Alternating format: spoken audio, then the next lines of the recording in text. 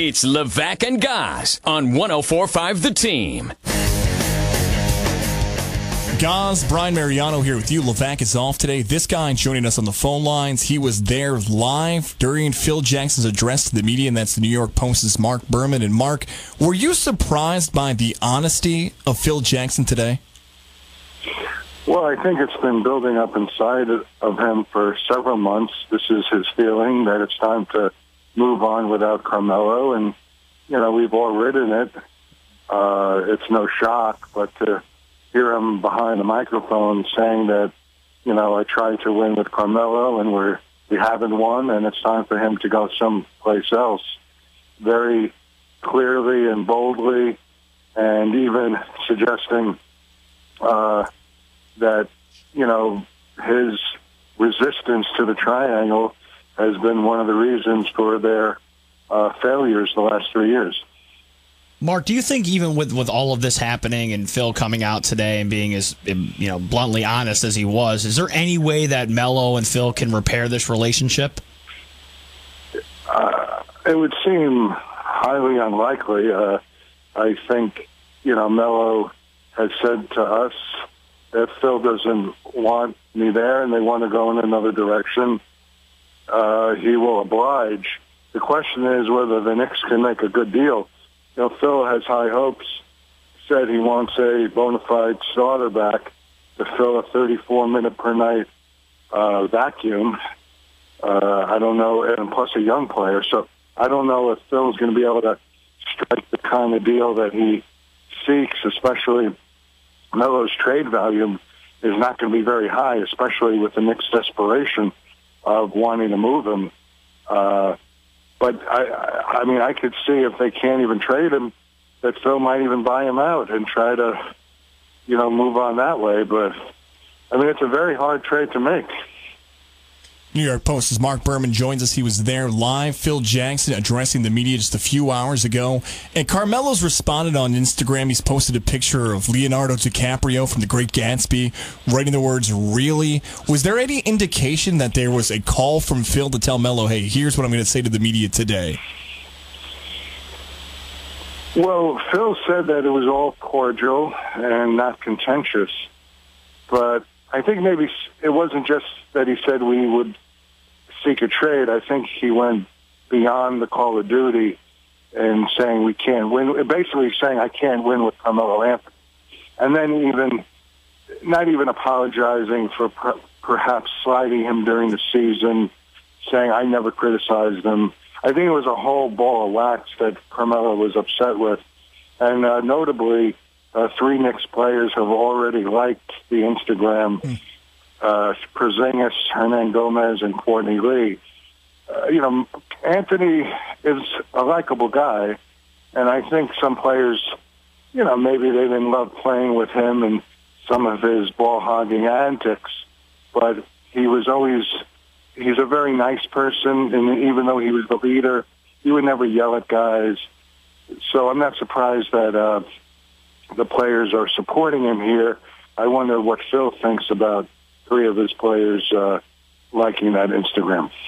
So, Mark, what's next now? We've had all this blowout between Melo and Phil. You said it's possible that Phil and them could even buy out Carmelo. Do you see a trade happening? And if it does, to whom?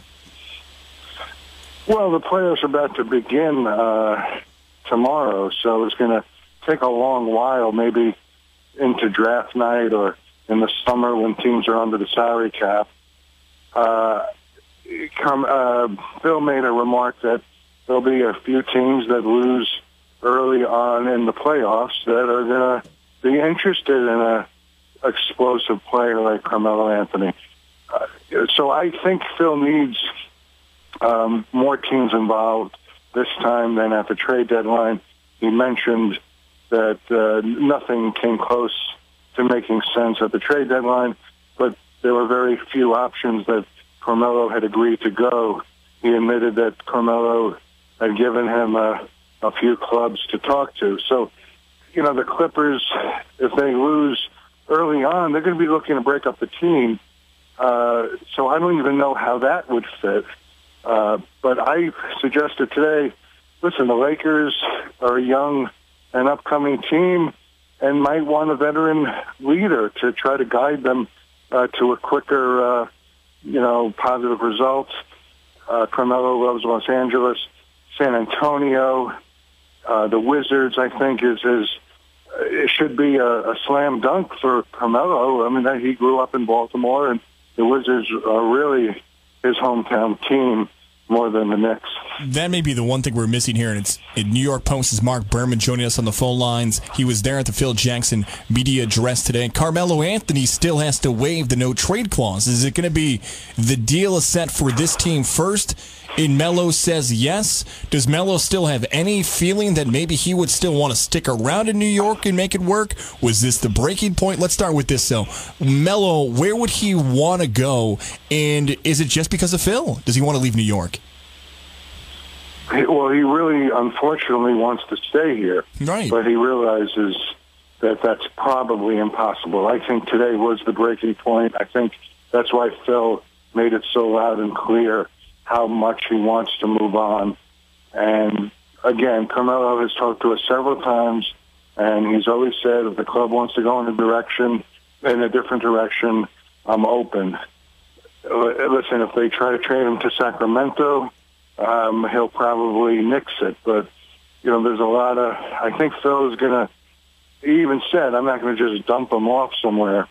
So he's going to be looking at, the top teams in the league, playoff teams, essentially. At this point, Carmelo should be just trying to get back in the playoffs. It's been 4 long years without even a playoff berth. So I don't think it's just going to be a championship contender.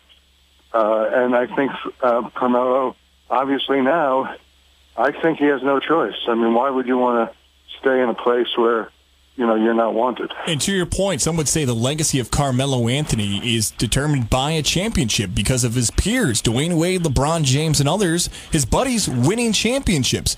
Would he go to a place like Boston to compete against them, or more likely a place like Cleveland and create a super team there? Yeah, I'm sure he would prefer Cleveland to play with LeBron. But Boston is definitely a place that he told Phil already that he'd be amenable to. We had asked him about the Celtics when we were in Boston before a game in February. And I said, wouldn't it be strange, to be in Celtic green, since he grew up a Knicks fan and he, hated the Celtics growing up. And he said, no, maybe it's strange for you, but not for me. So, yeah, the Celtics, listen, at this point, I hate to say it, but, Carmelo has to open up his options here because it looks like the Knicks are not one of them. Marc Berman from the New York Post. Marc, we know it's been a busy day. We appreciate your time. Oh, thanks very much for having me on.